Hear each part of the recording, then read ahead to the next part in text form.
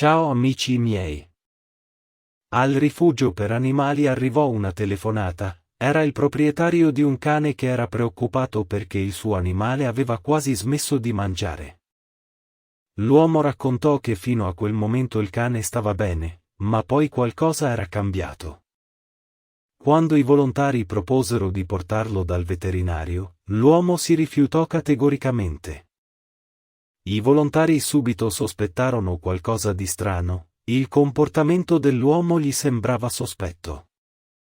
Quando i volontari arrivarono sul posto, trovarono uno spettacolo orribile. Davanti ai loro occhi si presentò una creatura indefinibile. Era impossibile riconoscere un cane in quella creatura, tantomeno la sua razza. I volontari del rifugio subito rimproverarono l'uomo, chiedendogli come avesse potuto ridurre il cane in quelle condizioni.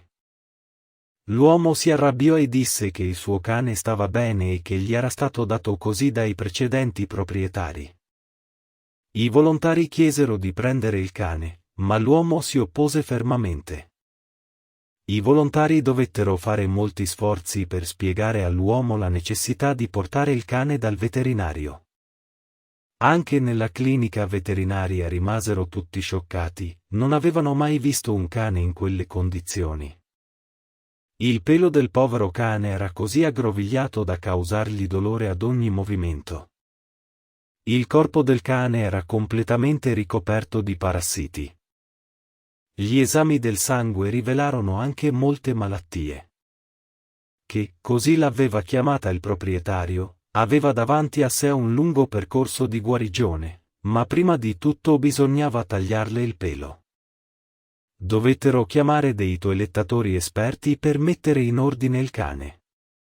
Sorprendentemente, il cane non mostrò aggressività, anzi, cercò di leccare i volontari e scodinzolò felicemente. Alla fine della toilettatura, dovettero prendere 2 sacchi enormi per il pelo. L'intero processo durò quasi 2 ore.